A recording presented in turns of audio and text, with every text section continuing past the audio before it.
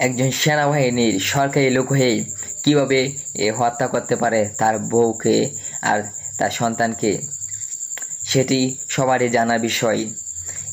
তার একজন সরকারি লোক, সে সব কিছু জানে, তার মাথায় অনেক জ্ঞান আছে এবং সরকারি একটি আইনের লোক, সে কিন্তু সব জানে কোনটি বেআইনি, কোনটি ভালো কাজ, কোনটি খারাপ কাজ। সে কিন্তু পড়ালেখা করে আর সেনাবাহিনীর চাকরি রয়েছে। সেনাবাহিনীর চাকরি 2 মাস, জানেন তো, 2 মাস ছুটি দেয়। 2 মাস ছুটি নিয়ে এসে বাড়িতে এসে সে বাড়িতে ছুটি নিয়ে আসছে। সে বেড়াতে যাবে, ঘুরতে যাবে, সব কিছু মানে বিশ্রাম নেবে, সেটি তো ছিল।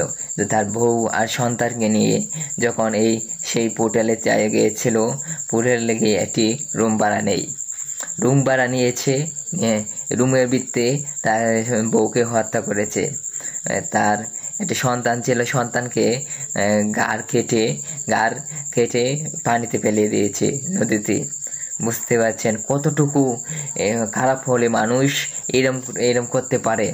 একজন ভালো মানুষ তো এরকম কাজ করতেই পারে না, সেটি তো বুঝাই যাচ্ছে না। একজন ভালো মানুষ এরকম কাজ করা কি সম্ভব? সে কি পাগল ছিল না? সে পাগল ছিল থাকলে সে তো আর রেস্টুরেন্টে সে তার হোটেলে গিয়ে বউকে এভাবে হত্যা করতো না। সেটি আসল রহস্যটা কি সেটি জানা যায়নি।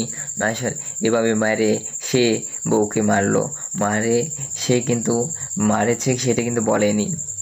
না বলে সে থানায় যোগাযোগ করলো, অনেকখানে বিস্তারিত চেষ্টা চালিয়ে কী হবে? সে তো শেষমেশ ধরাই পড়লো না। এরকম করা উচিত না। যারা আজকে আমাদের ভিডিওটি দেখতেছেন, এরকম কাজ করবেন না। এরকম কাজ করা মহাপাপ, সবাই জানেন। নিজে ভালো থাকবেন, অন্যকে ভালো থাকার সুযোগ দিবেন, অন্যকে ভালো রাখবেন লগে। নিজে ভালো থাকুন, নিজে ভালো কাজ করবেন, অন্যকে ভালো কাজ করার সুযোগ দিবেন। এভাবে মানুষ একজন আরেকজনকে হত্যা করে কেউ বাঁচতে পারে না। তার একজন ছোট মেয়েকে এইভাবে হত্যা করবে, সেটি কিন্তু অনেকেই কষ্টের বিষয়। সেটি অনেকে মনে আঘাত পেয়েছে এই ভিডিওটি দেখে।